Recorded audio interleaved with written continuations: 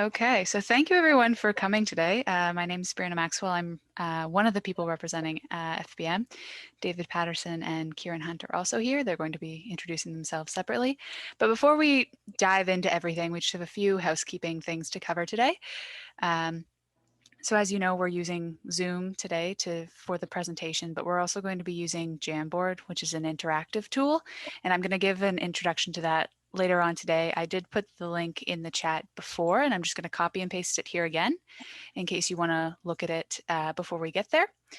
And a few other reminders that we're asking everyone to stay muted during the presentation just so there's no conflicting background noise. You will get a chance to unmute yourselves for the discussions. And also, if you have any questions, please do put them in the Zoom chat. You can find the link to that at the bottom of your Zoom screen. It's the one that kind of looks like a little talk bubble.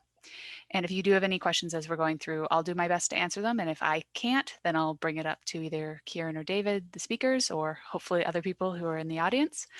I'm also the resident tech person here today, so I am letting people in as they come. And if you have any issues, you can reach out to me in the chat or send us an email. And if you do get disconnected, you can reconnect using the original link that you had, or alternatively, the registration email that you got also has a phone number. So if your internet isn't working well, that's another option. So that should be it for the housekeeping items. Kieran, I'll turn it over to you. Thanks, Brianna. And I'm going to do a virtual wave to everyone. Hope everyone's doing well this fine evening, and thanks so much for joining us. We hope that you'll find this evening informative, but also interactive and fun through the Jamboard exercise. It's always a challenge during a pandemic, but we're quite excited to use this platform, and great to see the involvement that we have so far. We just want to start with our land acknowledgement and note that we are in Mi'kmaq, the ancestral and unceded territory of the Mi'kmaq people. And with that, what I thought we would do is just introduce myself again. My name is Kieran Hunt. I'm the planning studio lead here at FBM. Really thrilled to be working on this project with my colleagues, David Patterson and Brianna Maxwell, who are planners here at FBM. This is a project that we're passionate about in Main Streets, and excited to be involved in this project. David will take you through a bit of background in a little bit of the work that we've done thus far on the Main Streets initiative, and Brianna will resurface again, and she'll lead us through this Jamboard, a tutorial on the Jamboard exercise that we have planned for everyone. And we would also like to recognize a lot of, there's a good attendance that we had registered for this, but we're also pleased to have representation from councillors in Sydney Mines and Florence, as well as North Sydney and Brador. We've got representation from the CBRM, as well as Cape Breton Partnership and Develop Nova Scotia, as well as organizations like Northside Rising. So we're very appreciative for the time that you've taken in your days to provide your input for us. Our process for today and our little overview for today,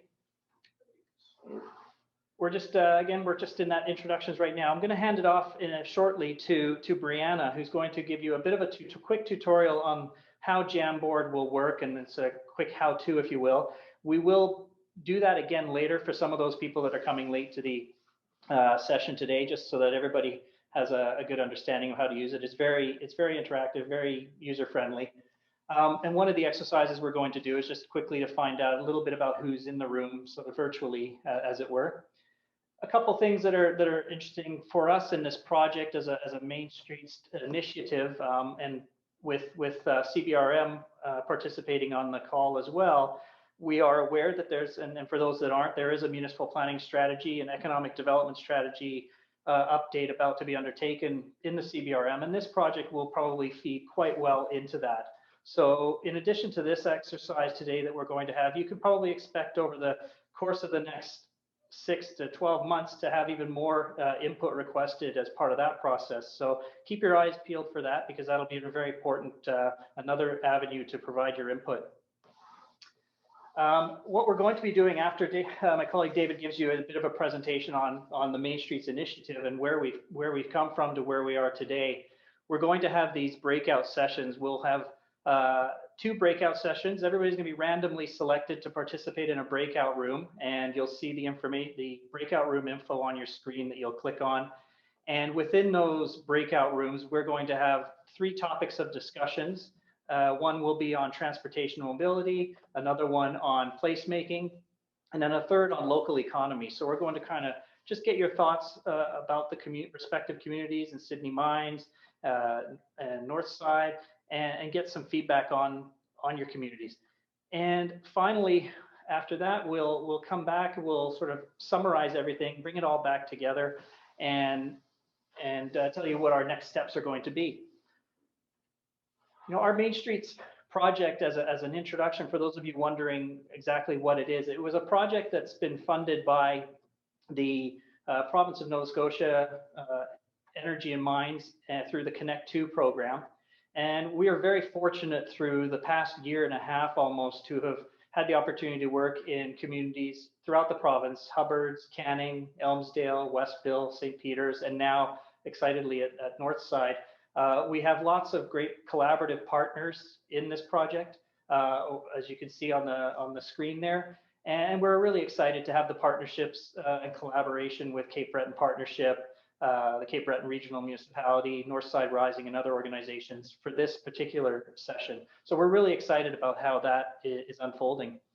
What I'm going to do now is hand off the reins to Brianna again, who's just going to give us a bit of a quick tutorial on Jamboard, how that works. And as the process goes, if you feel you want to toggle between your own Jamboard screen to add comments in the who's in the room or your interest or other topics, you can certainly feel free to do so at your leisure. I think for the purposes of of our time today, we're going to gradually move over now to a bit of an introduction as to the program that we have been working on quite passionately over the last year and a half, the Nova Scotia Main Streets initiative. But again, if you feel you want and you have something to add and you're on the Jamboard, just toggle between your screen there and you can do so. But we'll hand off and David will take you through a bit of the whys and whats of the Nova Scotia Main Streets. Yeah, so I mean, thanks for that introduction, Kieran. Once again, yeah, this is a project that we're quite passionate about at our firm, and you know, it's really enlivened a lot of interest amongst a number of groups across the province. And in the discussions that we've had, as Kieran mentioned, we've had these sort of 3 buckets of concepts around Main Streets and why they matter and why it's worth it to really have a focused look at Main Streets across the province. And the first topic is fairly obvious. It's mobility, the fact that Main Streets are places that people move through and lots of different kinds of transportation interact. So you have people driving, you have goods movement and deliveries, you have transit, and then you have people walking and cycling, as well as people using mobility devices. So how does the Main Street design work in terms of mobility? And secondly, Main Streets are typically the location of our local businesses and our entrepreneurs. It's more often not so much in the big box centers, but it's in the downtowns that you find the unique shops and that lifeblood of the local economy. And then thirdly, the sense of place or placemaking. You know, as opposed to those business parks, it's the downtowns that have our historic buildings, that have our cherished places, and each downtown or each Main Street in Nova Scotia is unique. And so it's a question of how is the sense of place and how is the sense of the community expressed there. And we have a fourth image on this slide too, which is kind of a curveball that we encountered, which is adaptation to the COVID pandemic, which has really hit local businesses quite hard. And so how can a rethinking of Main Streets start to help local businesses? So the overarching goals is to work with communities like yourselves and identify some of that momentum for community-based initiatives to really improve and have a focused look at Main Streets.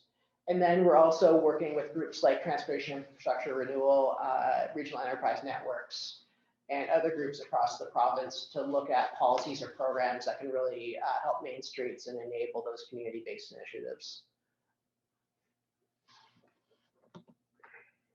So as for a timeline of the overall project, I think as Kieran mentioned, we launched this in fall of 2019 with what came to be known as phase one. And we held 3 meetings in the communities of Elmsdale, Westville, and St. Peters to start to kind of understand what makes Main Streets tick in rural communities and in small communities in Nova Scotia. And the result of that was the community workbook, which we published in the spring. And I'll walk through that a little bit in the following slides. That community workbook really laid out some of the ideas and approaches and concepts for Main Streets that have worked well both in the province in some places, but also looking across North America at some other examples as well. And then upon completing that community workbook, we actually launched a second phase of the work, which is also supported by the Connect 2 program of the province, which we termed putting the workbook to work. So it's kind of getting these concepts out into different communities' hands with further engagement. And we're also working towards developing another tool, which we've called the Community Conversation Guide and Assessment Tool. We're planning to finish that up in the spring. And I'll talk a little bit more about that in the presentation, but we are looking to have another session like this once that's complete, where we can present that to you. And then, so thinking about Main Streets, these are the 7 principles that we really highlighted through that community workbook and after those initial meetings. I'll just walk through them one at a time, but they each, as I'm walking through these ideas, they all kind of work together, and we kind of show them as sort of layering on top of each other.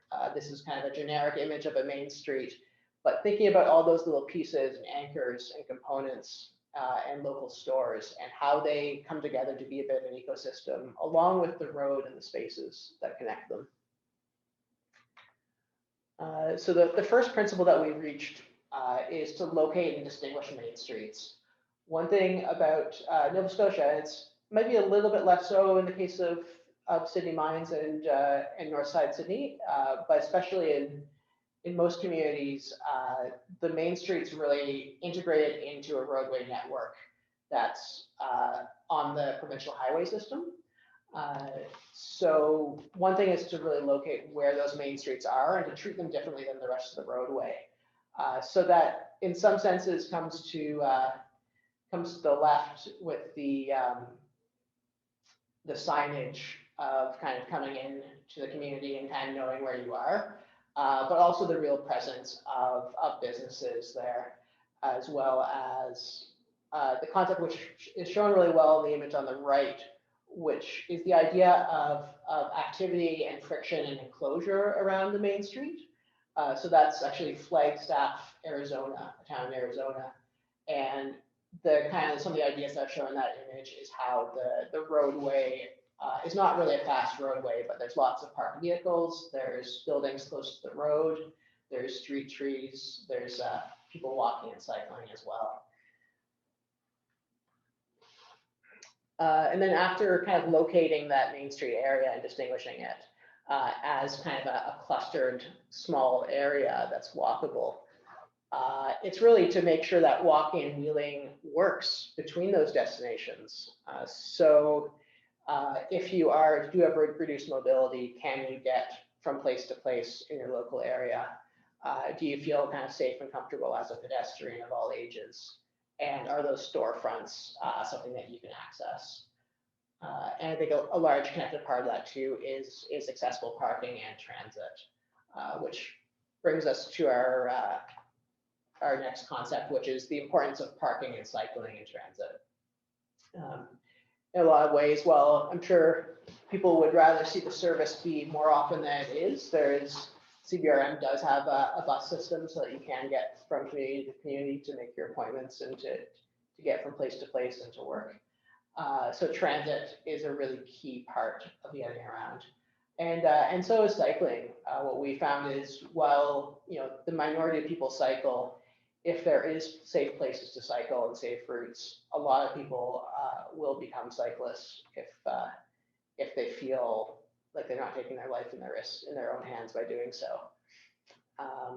And then parking kind of comes up in almost every conversation that we have, and so it's a question of how do you use that parking, where do you locate it, and is it a downtown where you could park your car and walk to several different locations, or is it kind of a park, go into your destination, then drive away kind of a situation?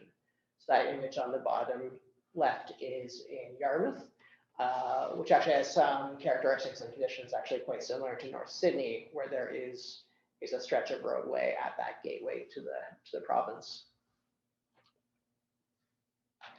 The fourth principle is to develop and consider places and experiences so that Main Street is where people want to be. So a lot of times on those really successful Main Streets, if you ask someone where their favorite place in the community is, they'll say, you know, it's that spot on Main Street, or it's that favorite coffee shop. And so what does it take to really develop the Main Street area as a cherished and loved place? And some of that is thinking about these sort of small public spaces, whether that's patios or just sort of wider sidewalks, or things like planters, where it really shows there's some pride of community there. The fifth principle developed was to support community champions and foster local businesses. So a lot of areas benefit from either community groups or business groups. So there's, in North Sydney, there's the Business Improvement District for the Northside. But then if you go to a community like Lace Bay, there's Bay It Forward. And there's, throughout the province, there's other groups that are looking to stimulate business and bring community downtown, and also make these really cherished places that are celebrated. So things like in St. Peter's, the Pirate Days Parade, which becomes a point of pride for the community. Or the image in the center is from Wolfville, which, you know, is famous for apples. And so how do you celebrate what's really important to your community there in the local businesses? Sixthly is about land use planning and thinking about redevelopment, and where does that redevelopment happen, and what do you do sometimes with those vacant spaces? The image on the left side is a vacant space that's reused as a small patio before its kind of eventual redevelopment in the future. So it's kind of temporary reuse of that vacant space. Or this in the center is kind of having a strong spine of businesses and having great wayfinding as well, and destination development. And then finally, the last principle, number 7, is to really recognize that Main Streets are unique and changing. As our communities change, how does the Main Street sort of keep up with that? Whether that be with new events or kind of bringing new immigrants or new cultures into the mix. How is it kind of a really inclusive space? So that's in a nutshell really the 7 principles, and some of those approaches, which are, I mean, they're all very very principled. But I think as we go into the conversation, we'd like to maybe see if there's any of these ideas that are important to you in North Sydney, and how you might be able to work with them, or things you've already been thinking about. Sorry, in North Sydney and Sydney Mines, as well as Bridor and Florence, actually, to be inclusive of the whole North Side. And we touched on this earlier. Our sort of next piece of work is what we're calling the assessment tool and conversation guide. One of the recommendations that we had in the community workbook was to develop designated Main Street areas in the province that are thought of a little bit differently, both in terms of the community's involvement in those areas, as well as some of the roadway design. And so this is intended to be an assessment tool to kind of find out where those Main Streets are, as well as what really makes them tick, what's working well, and what could work better.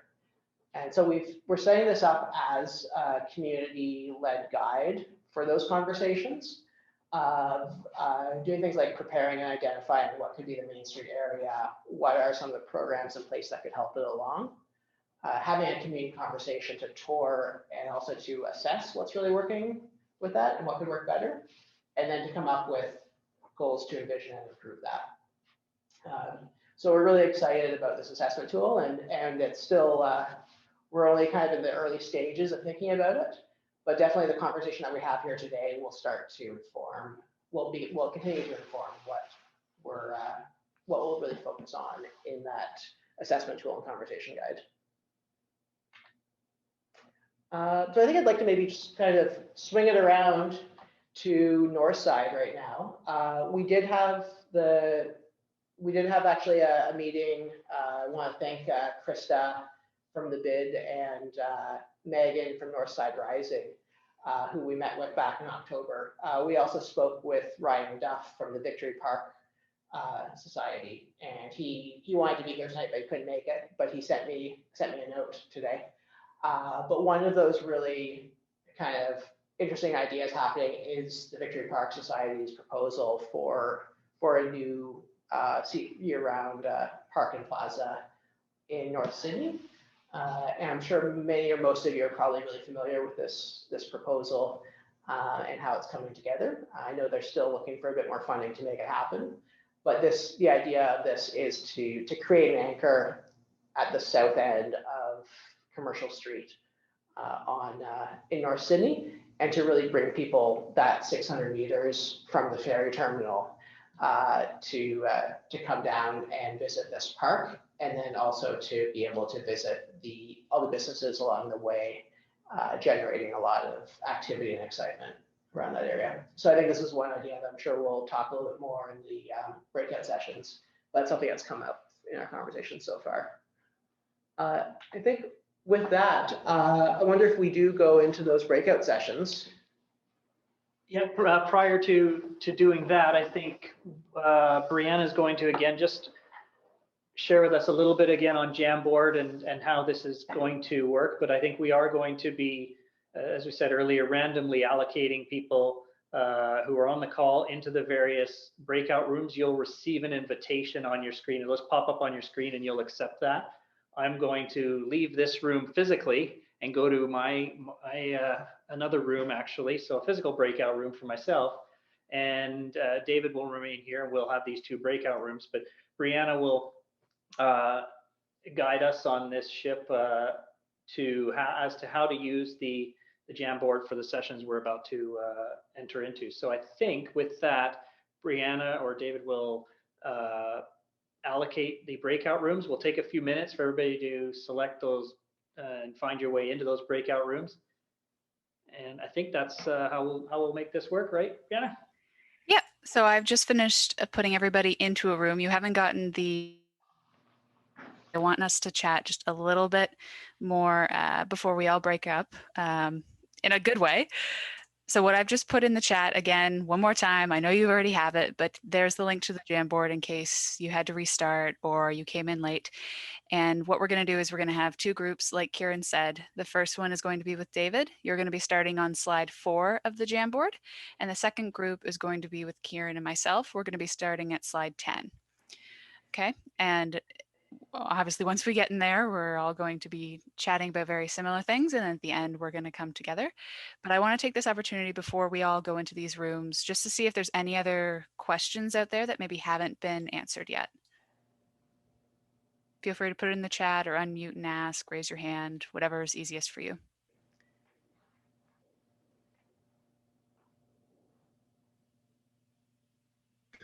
I'm still having quite a bit of problem understanding this Jamboard.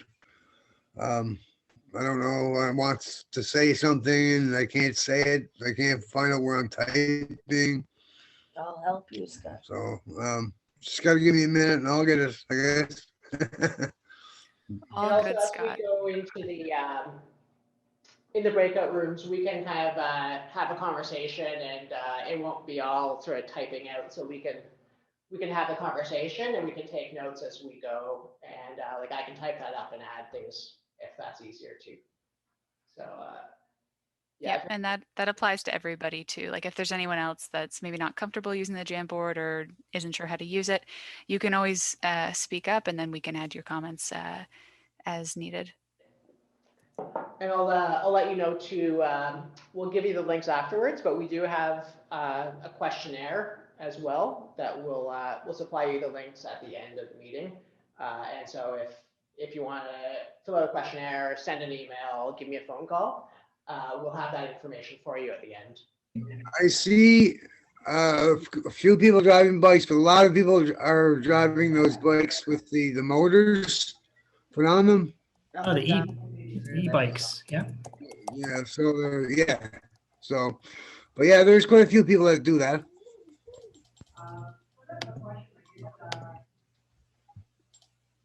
That's great. Again, these it's interesting when you talk about sanitizing and during stops and e-bikes. Again, a year ago, wouldn't have heard about those items. So this is the ever-changing nature of how we need to accommodate components of main streets when it comes to transportation mobility. E-bikes present their own challenges as well.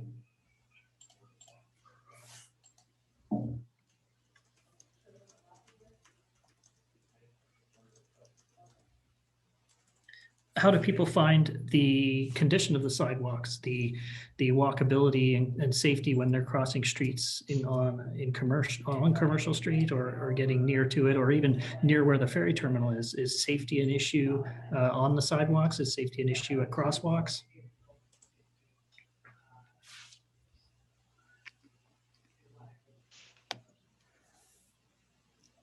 Kieran, I'm just going to jump into the other room quickly. I'll be back. Yeah. I find that the sidewalks like in downtown North Sydney are nice and big. Legion, a couple of fire halls, but for the most part, nightlife is pretty non-existent in the towns, and you know, especially through COVID right now, obviously. But as far as food joints, yeah, not too much on this side in my district. I mean, Pizza. yeah. Well, there's quite a few pizza shops now, Gordon. Well, that's right. We got Papa J's and we got Princess down there as well. That's right. Yeah. Yeah. And there was one thing. Oh, go ahead. Just gonna say, people do go to the bowling alley in St. Mines. It's like kind of a new, it's getting back on the go. So That's good to know. I wasn't aware that Joe had it back opened up yet. There was and so we did a little bit of Google Earthing to get a little feel. I was wasn't visiting City Mines. Up by like buildings, how they landscape fronts, and then when the snow comes, it goes, it's just polluted and garbage because there's no garbage cans. It's a terrible thing.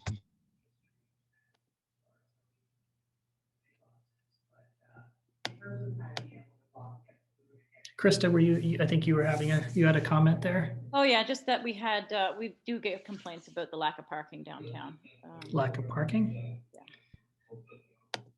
And is that primarily because people want to park on the street? Are there off-street parking opportunities? Not a lot of off-street parking, but mostly that they want to park right in front of the door where they're at. And that's usually a product of the destination and the feel of the place. You'll find that when you go to most communities and towns, it's a common problem that if there are lots of attractions, you don't realize that you have walked maybe the 300 meters that you wouldn't otherwise do if you were in an environment that was not as pleasant. So again, parking on a street in front of businesses is good. How do there's some business owners here. Where do employees park in the area? Yeah, usually the employees maybe up and behind the main street or down to there or just in front of the buildings or down like into what's the name of that? The Ballast grounds. Got a lot of parking down there and stuff. But there's not a lot of options to shop in downtown North Sydney. Anywhere in North Sydney is not very much options for shopping. I'm going to add that comment on another page. We have again these topics: transportation, mobility. We also have local economy. I think when we get to that local economy one, which if I just were to flip the screen forward here, that will be here. There's going to be overlap between a lot of the comments that we're receiving here and those that will come across in our next session. And that's the way it should be, because everything has a connection to another in Main Streets. They don't work in isolation of one another. Can I just make a comment? Go ahead. I have to disagree with a couple things that were said. I do know people complain about parking downtown North Sydney all the time. Being the councillor, I get those. I get it. Personally, I don't think downtown North Sydney has any issue with parking. We have parking all along the side of the road on the main street itself. We have parking down by the ballast grounds. We have parking in behind the Royal Bank and by Richie's restaurant. There is actually, if you park your car, I have never seen not an available parking space anywhere in the vicinity. And you can walk from one end of North Sydney downtown area to the other in literally 5 to 10 minutes. So that to me doesn't seem like it's a parking issue. As far as shops, we do actually have quite a few great shops. We have Escape Outdoors, we have La Quantrell, we have Grand Cottage, we have wonderful restaurants, we have the Dollar Store, we have Home Hardware, we have Canadian Tire, we have, you know, aesthetic shops. We have, so there, you know, it may not be a Halifax downtown, but there's things you need. You certainly can shop there. I know Gord is in a different group, but Sydney Mines would definitely have the issue with lack of shops in comparison, I think. But, you know, we need more, we obviously, but I think, and I mean, Chris is here and Krista, and just the downtown, in my opinion, over the last 4 to 5 years has really grown, but maybe I'm just living in my own little bubble, but I just wanted to put No, that. I agree. I think that we do get the complaints a lot, but there is parking in behind the buildings, I know, along that strip. I don't think it's utilized as much as it could be. And I think early when we were in some meetings like last year, there's one particular parking lot in the back that's full of potholes that we had kind of talked that we might want to address, because there's tons of parking that's in behind where the old, what's that building called? You know where I'm talking about, over by on the corner there, and it's a big gravel, and it's nothing but, you almost like lose your car going through it. But if it was to be filled in on that strip, on the 270, 254 building, Vernon Dion's in the front there. So you're talking about like the parking at the dollar store kind of parking area. No, in behind the buildings. So basically, yeah, behind the buildings are for parking for the people. But we had a couple stalls when we were there at that one place. But I think we couldn't barely fit 2 cars there. But I don't think everybody uses it back there, because, like I say, in order to get out of it on that one side, you're going through a lot of potholes and a lot of, you basically have to dodge the potholes in order to get out of it. Yeah, it's hard to walk through there, so it's hard to drive as well. Bless you to whoever sneezed. Well, that goes to you, Krista. I forgot all about that parking area. I know exactly where you're talking about. I parked there maybe once in the last year because I had to go into the back of a building behind Yellow Dog. So, I mean, there's. Yeah. We kind of, I think we shelved that one, but that was a good one that we kind of mentioned that could be graded and could be filled there and be very good for, because it's right, it's kind of very, very central where everybody really kind of congregates, and then you pretty much go either way. And I think the back behind the RBC, they always feel like, I think it's just because it's down a little bit, everybody kind of thinks that it's but even if it was just staff parking back there, because I think that a lot of people, the staff park in front, and that's kind of taken up a bit of it. But anyway, that's just something we get complaints about sometimes. I've gotten complaints about people wanting meters put back in to prevent staff from parking in front of their stores and owners in front of their stores. I mean, I don't know how. It's a common problem. It's not new to your community by any stretch. Employee parking is always a challenge. And sometimes it's the actual business owners that park out front, and the employees don't. So sometimes they're the culprits themselves in some of these cases. At least from the main streets and small communities that I've worked in across the Western provinces. So we're on to this next slide, the land use, amenities, and local economy. Again, some ideas to consider there about what type of density are you comfortable with in terms of your amenities. Do you have, Councillor, you mentioned about there are a lot of shops in the mix, a decent mix, but you can always have more. Is there a strong density of shops that could create that destination appeal? One thing that is very attractive about the area is that you have this working harbor component that that may not be harnessed as much as it could be on the local economy side. But I think it's an asset that you have, maybe underutilized. So are there other elements in that Main Street area, the commercial street area, from amenities, land use? There's a lot of empty lots, vacant spaces that the more vacant spaces, I liken it to, and I'll show my age, but I liken it to Bobby Clark's teeth when he smiles. There's a lot of missing teeth, and that's, you know, sometimes not the prettiest sight. So, you know, what do you do for some of those empty sites? Victory Square is one such solution, but there are other ones on Commercial Street. So again, open it up to the group here. Talk about some of these things that can improve the local economy to help your Main Street. I find that a lot of the shops that open up don't stay open very long.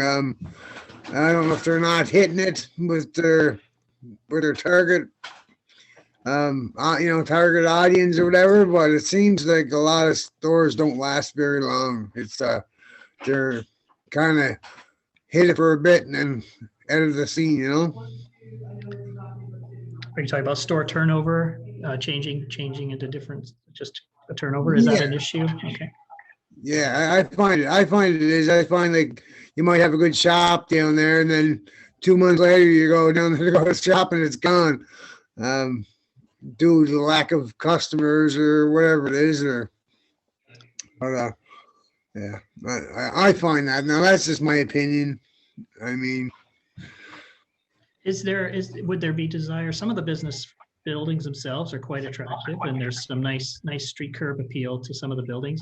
Are there incentives for facade improvement grants that have been used in the past or would be considered as something that would be useful? I think they did an overhaul of downtown North Sydney within the last couple of years, and like I say, downtown North Sydney is a pretty little town. It's just that I think they don't know what they're what's going to sell and what's going to keep selling, you know. So I don't know, like not very many places downtown North Sydney interest me for shopping. So what about in Sydney Mines? Does anybody have any views on Sydney Mines? Sydney Mines is even worse. Sydney Mines. It's kind of like if you go to Sydney Mines, it's kind of like the end of the world or something. You know what I mean? It's at one time, I remember 20, 30 years ago, one time when we were kids, man, you would go and walk downtown and everybody was out. You know, you'd see groups of 20 and 30 people walking all over, you know, that, but you don't get that no more. So I don't know. That might have been a bad thing as well because we're a bunch of kids and I guess they're not spending a lot of money. But I mean, it was nice to see people out and about.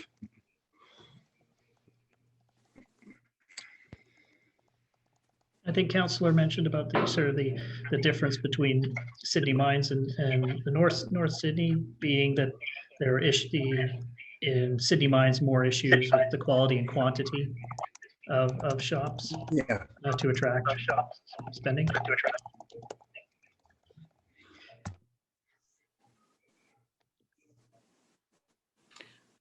Sydney Mines is a different, back in the day when prior to amalgamation, you know, when you had your stores, but Sydney Mines is very limited. It has a grocery store, a couple gas stations, a bowling alley, a dollar store, but there's a couple little clothing spots per se. Burton's Flooring. Oh, that's right. Furniture. They have. I was just in their furniture store actually. Schwartz. Yeah. Don't know, but the opposite part is Sydney Mines downtown is a beautiful street. The buildings are gorgeous. Like the character that's there, they have these old, beautiful lampposts, light posts. The sidewalks are nice and wide. The street is nice and wide. It's well paved. It you know, the beauty and the potential is certainly there in Sydney Mines. like North Sydney, we struggle. We have, I'm going to call it for what it is without using the name. We have a certain property owner downtown North Sydney that does not take care of his properties. So we have empty lots, which is great that it's empty as opposed to the eyesore that was there, but they're overgrown. And I mean, a group of us a few years back literally snuck in with whippersnippers and stuff on a Sunday morning to cut it all back. And he was so mad. Like, and you know, it was at the point that, you know, I'm going to charge you. It's like, you're going to charge me for cleaning up your lot. Seriously. Are you serious? Wow. And he owns a lot of those properties. So just general cleaning, mowing and Would cutting that be back. would that be Richie? Yeah, no. No. Okay.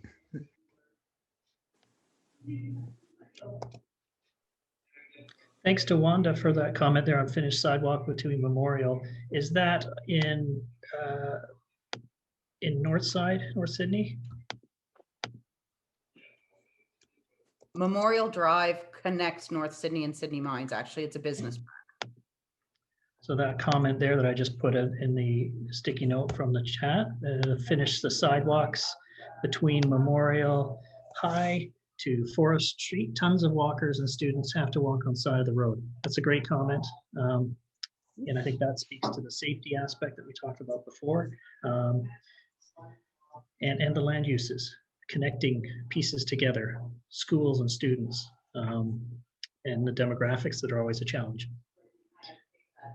What are people's views on the Victory Park Society's initiatives for Victory Square? What do you think of that?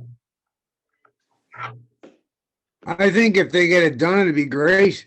It's a real nice property, and you know, and once they put the money into it and get it all, you know, landscaped and whatever, I think it's going to be very beautiful. But yeah, so until then, I'll have to wait and see. I can't speak for Ryan, but I can say last update I got, it's the land acquisition is what they're saving money for. Mm-hmm. And it's, as a municipality and as a council, I want to step in and I do want to help, but until they actually own the land, it's very difficult to leverage funding. So that seems to be where that is. I could be wrong. Maybe they moved up in that process because it's been a long time, but that seems to be the stalemate there right now. Interesting. I appreciate that feedback. Is the crime rate affecting the promotions of the Sydney area and Northside and North Sydney?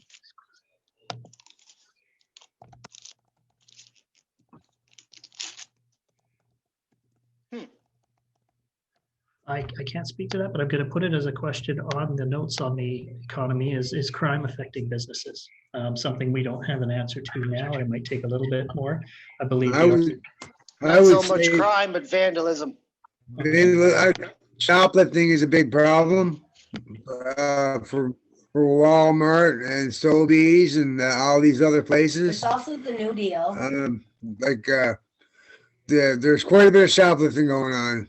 I atone to that. I don't do it myself now, but I mean, I know there's quite a bit of people calling me on the phone wanting to know if I want this or that, or you know what I mean. So I mean, they have to get the product somewhere, and I'm pretty sure it's probably from a business.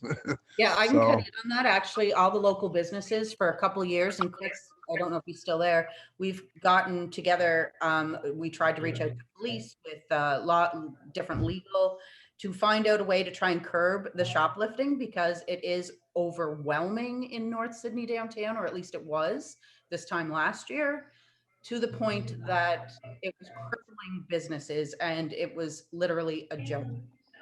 Yeah, I would totally agree with that. Like, on top of that, we have really bad. Go ahead. Taggers that go around and constantly spray painting people's businesses and storefronts and signage. And the Welcome to North Sydney sign up by the mall actually just got tagged last week. I had to take it down and have it repainted.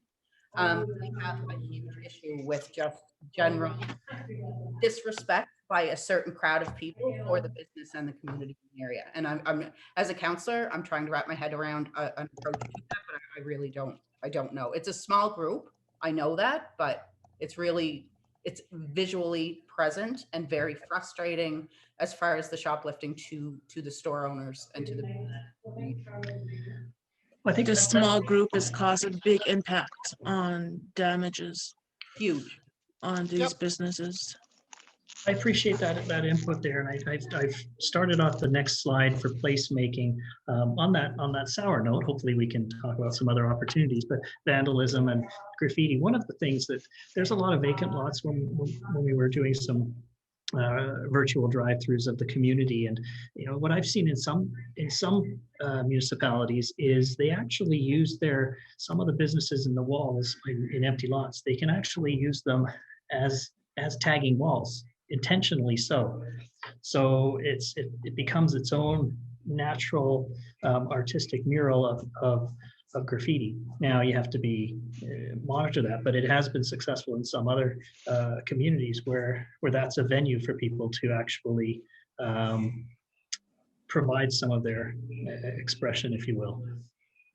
Not to say it's an answer, but it's something that takes them away from doing this elsewhere.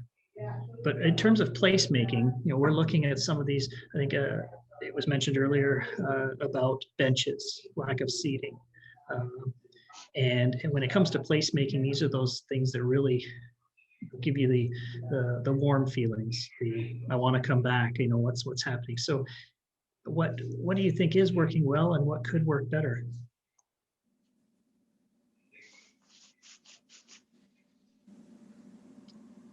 The police monitoring the area.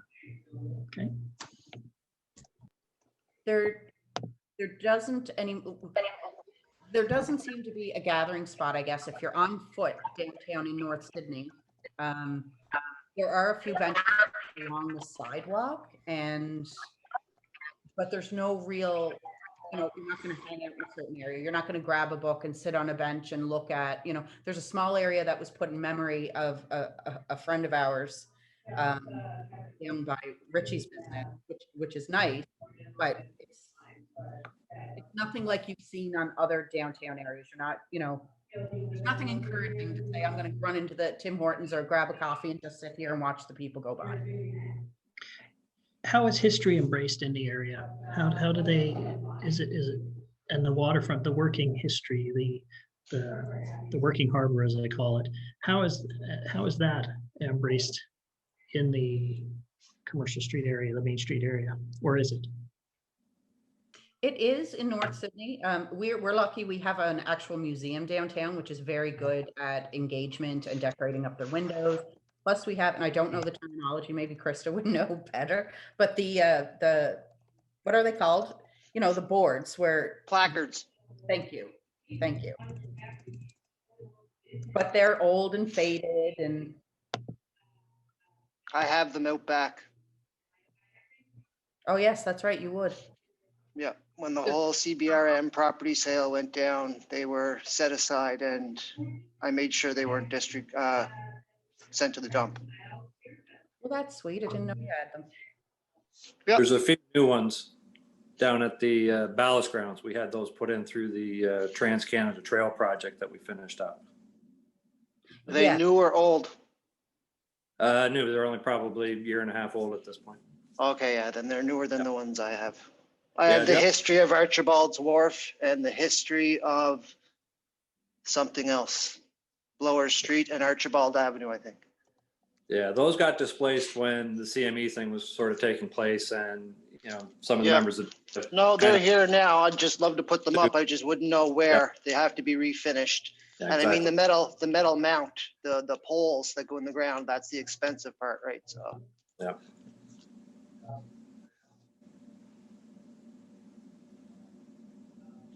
Actually, I want to mention too, the wayfinding signage, that was a partnership between BIDA prior to you, Chris, from Marine Atlantic. Yeah, I finished it up for them, but yeah. Yeah. Awesome project. And that's in the downtown. Is that active today, the wayfinding signage, or is that something that was sort of lost its way, so to speak? No, it helps connect the Marine Atlantic travelers to downtown. Literally, it's a wayfinding project. There's directions and lists of store names and whatnot. That's great. Is it connected with a theme of any kind, or a graphic standard that connects other parts of the town, the community, or is it of its own look and feel? It's pretty much singular to itself at that end of the street. There's a connection with the Trans-Canada Trail Project signage that takes you down to just shy of where Victory Park will be, if they meet. But it brings you to the Ballast grounds. It's connected in Marine Atlantic. There's similar signage that the way, because it's hard to explain. It's almost like, well, it's decorative. I don't know how you'd explain it, the yellow and blue, but inside it was a partnership thing as far as I'm aware, but inside Marine Atlantic is where it starts on the grounds of the ferry terminal. So when you get off get out of your car in the parking lot and you're going into the terminal building, this is one of the things you see that say, welcome to North Sydney. And when you get outside, you'll see the little arrows that'll point you down towards North Sydney. And then in the first corner where there's a bench or two, there's a similar, I don't know what you really call it, but it doesn't really stand in my mind that it really pushes through town from that point. No, that's pretty much the end of it right there. Yeah. And how do you find the lighting downtown? I think this, when you talk about hours of activity and lighting, right now when you look at the streets, I know it's lighting for the vehicles. Is there pedestrian scale lighting that would be more beneficial to the main street? There is no actual lights that you can press the button across the street on it that I'm aware of in North Sydney or in Sydney Mines. So I may be wrong, but I don't think. The street lighting's pretty adequate. Hi. Lots of people walk. Am I on? Yeah. Yeah. Yeah, going. Hello. Hi. Hello. I can hear you. Hi. I'm Kelsey's mother. When Hi, you Kel. mentioned Kelsey, the Mom. promotion, when you mentioned the promotion and the beautification of the Northside and Sydney Mines and the marine park, and you kept saying, welcome to the North Sydney area. But when I'm saying, is there any historic site in North Sydney or Sydney Mines regarding the tradition of Mi'kmaq people? When there's such a word in Mi'kmaq that you say Chilasi, that means welcome. You see a welcome sign when you go to Prince Edward Island, Ebewik. You say Chilasi, Ebewik. And in North Sydney itself, in my culture, it's Gamuktuk. It's a Chilasi Gamuktuk. So, one of the things I learned my wisdom years is that if any community take pride of their community, take ownership, and it works in partnership with the crime unit. It also works with partnership with business, private entrepreneurs, and the community itself. So my question is to this board, is that we're so, the Unama'ki, Cape Breton Island is so unique and so blessed with all these cultures that I think every community, even in where I'm from, we have English, we have Scottish and Gaelic introduced in our community, and we're Mi'kmaq community. So my question was, is there any historic site, especially in Hamukduk, the entrance, the pathway to Newfoundland, of any Mi'kmaq or Mi'kmaq culture and tradition? Oh, by the way, I'm Janie Michael. Hi, Jamie. Nice to meet you, Jamie. Thank you so much for that. Troubadour has signage. Yeah, and I'll give you a background of who I am. I'm a fisherwoman. I sit on the national board with the status of women. I sit on the National Women Association of Canada. As well, I sit on the opiate board with Nova Scotia Health Board Association. So those are just few of my knowledges. And I also sit at the tourism board in Berners County. And I'm sorry I interrupt my daughter's session. I appreciate, we appreciate your input there, and I think it's important to have that understanding. Again, the diversity of not just ethnicities and cultures, but also the challenges of other individuals. We want, Main Streets can only be successful if they're successful for all. So I think it's important that we consider and remember that. We have about 1 minute left on our clock. This has been a fantastic session. Evening. Thank you, and you too. We hope everybody has enjoyed this component of the exercise and found it at least, it's a chance to vent if you like. It's also a chance to see where future opportunities can lie, and we're very appreciative of that. So what we're going to do shortly, you're going to see on your screen probably to leave the breakout room. Make sure when you do click, if you're not told or booted out automatically, just click to leave the breakout room. Don't leave the session because that'll remove you from Zoom. So just leave the breakout room, and it'll go back to our larger group again, and we'll just sort of recap and hear what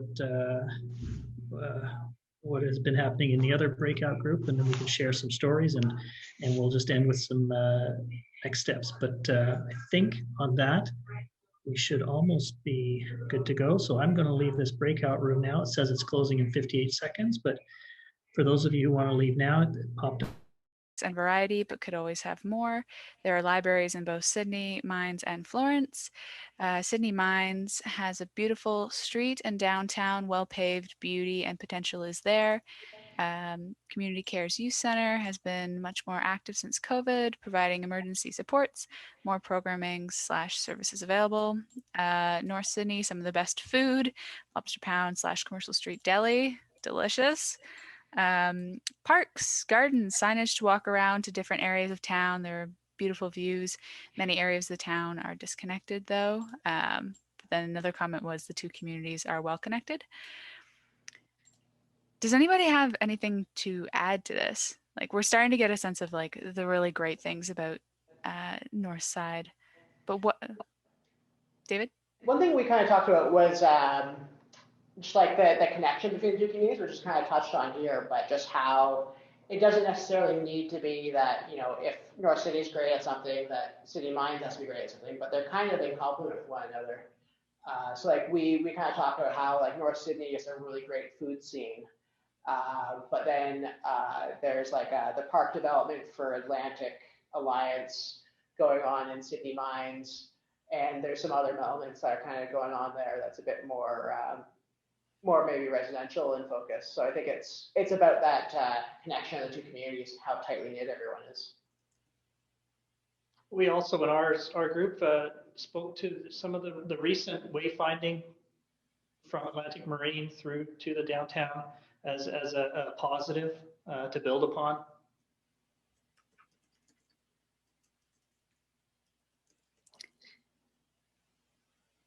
Should we maybe move along to the things to improve upon? For sure. I'm just writing comments. David, if you want to read that out. Yeah, sure. Yeah, I can zoom around a little bit. Sorry to change that a little bit. So some of the things that could be working better, very few gathering spots and the need to capture tourism. Transit goes through the downtown, but the limited routes and improves year to year. Cycling downtown is dangerous.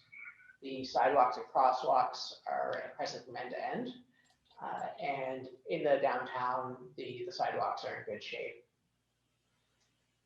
So I think that's like a mix of things that are working well. So the actual kind of infrastructure is actually quite good, with the exception of maybe the cycling infrastructure. And then the transit's kind of has room to improve, but it is there. Then in terms of maintaining public parks and preserving these heritage sites, outdoor entertainment during the warmer months, and litter, coffee cups, and masks on the road as an issue. And this one from our group, the kicking kids out, lots of graffiti, not having pride in the community. That was actually a really interesting conversation that we had, where there is the Cares community in Northside and City Mines, and they have lots of programming going on. There's actually lots of activity and lots of things to do.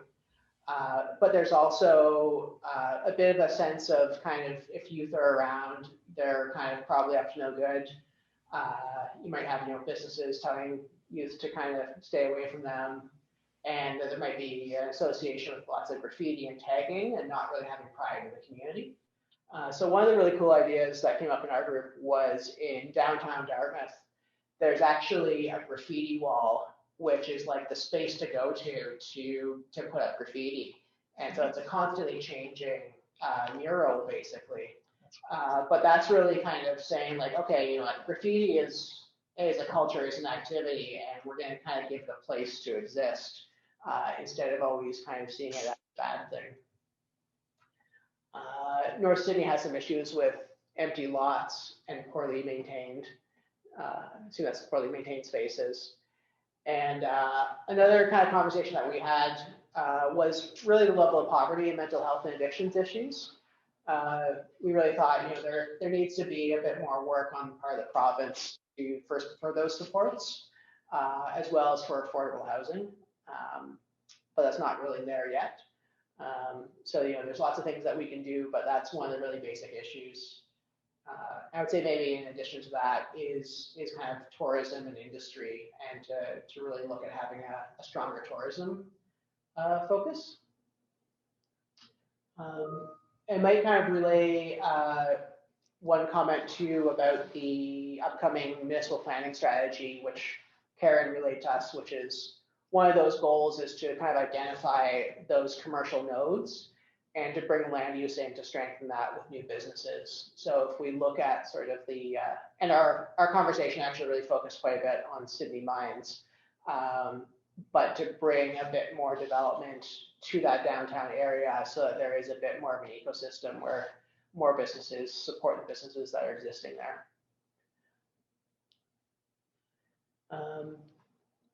I'm excited to see that list of what could be working better, because it almost mirrors what our group had, down to the graffiti components and everything. So I think there's definitely some common threads and common opportunities that can come out of that. So that was interesting to hear your group's comments there, because they do almost mirror what our group talked and spoke about. Yeah. And then I think, so we have about 3 or 4 minutes left here. I kind of want to maybe open it up if there's comments from other folks who want to add anything. And we also have, as I mentioned, like a bit of a wrap up, just our thank you slide and our email address for further comments. But just in the last minute or two, is there anyone want to add anything that we maybe missed on or think needs a bit of extra focus? I like to add something. Yeah. I don't think kicking kids out is a good idea. I think instead we should be inspiring these children to do better, because these children are our future, and if kicking them out is not going to make anything any better. I think we need to make a space for them to utilize and express themselves, and at least like give them some knowledge about like where they're from and who they are, and give them some pride of who they are.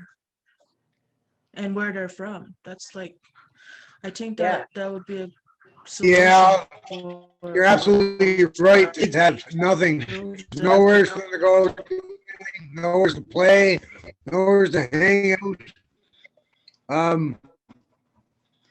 Yeah, it's terrible. Like you don't see, like you say, you don't see kids walking around hanging out after school anymore. You don't see playing road hockey anymore. You don't see. I don't see it myself. So Yeah. I've noticed it's the trend is going down. You know, fresh air is. Well, they're spending more time on their computers than spending time outside. Exactly. They're all in front of their screens. We worked on a project in Alberta, and the community in February of every year has Winterfest, and it's a street hockey tournament, and it has grown over the years, whereby teams from all over metropolitan Edmonton come to this smaller town outside of Edmonton for a street hockey tournament in the middle of winter, and it could be minus 15 degrees, and it brings a lot of the youth out. And things like that are ways to, I love that David put that building pride. And again, the comment there of not kicking the kids out, but working with them to give them reasons to do better and to make more of their time. Yes, exactly. Like, Yeah. I don't know. I have 2 little girls, and there's nothing here for them to do. Like, everything's shut down, and I know with COVID and everything, but when I was a child, there was so much more to do. Like Scott was saying and Kelsey was saying, people would play outside more. There'd be road hockey. You walk down the street, you find like 15 of your friends. It's different now. We definitely need something for the kids around here, for sure. Yeah, instead of getting in trouble for hanging out or, you know, going to hang out at a corner and the cops are going on, move on, you know what I mean? They have nowhere to go. It's a sin. So. Okay, well. I think that if we promote children coming into the Main Street area, at least more families would come together and like, hey, like maybe Kayla and Scott can bring their kids to Main Street and like have dinner there, go play at the park and like have something to do. And I think if we could promote things for children, at least families can go there and spend their money and promote the businesses. Yeah, maybe more shops would open around here. And like, I know there was a store, I think it was Treasure Island on the Main Street, North Sydney, and that literally was open for only like a year, and then it was shut down. Like, it seems like all the stores around here are trying to open and get their business up and running, but nothing's working. They're not getting business, so they can't afford their rent for the building, and they're eventually shutting down. It's pretty sad around here, so we can definitely use things. The joy of a child's laughter is the best way to wrap up this evening's session. So thank you to whoever allowed that child's laughter to come through. That was wonderful. Oh, she loves to laugh. That's great. Okay, great. Well, thank you so much. I've really appreciated this conversation. Once again, I mentioned that we will come back with another conversation in the spring when we're kind of wrapping up the second phase of our work. But in the meantime, I've got some opportunities to kind of keep the conversation going here with phone call, email, or our questionnaire. But what I think I'll do is we have all your email addresses from the registration. So we'll email you back with this. And but I think I can copy it also into the actually, Brandon, would you be able to maybe copy this into the chat just so that people have that email address and the phone number? Will do. Is that the survey you're talking about? Because I also read that there was going to be a survey. Yes. And we're actually we're just launching that survey tomorrow, so it's not live yet, but this site will have it tomorrow. All right, and that'll be sent to our emails. Yeah. If you registered for this with an email, I'll send that off to you. Okay, awesome. Thank you. Thank you so much. That sounds great. Good. Thank you very much. Thank you for taking time to listen to our concerns. Awesome. Have a great day, guys. Thanks everyone. Thanks a Appreciate lot. it. Take care. Yeah. Everybody. Thanks, you too. Stay healthy.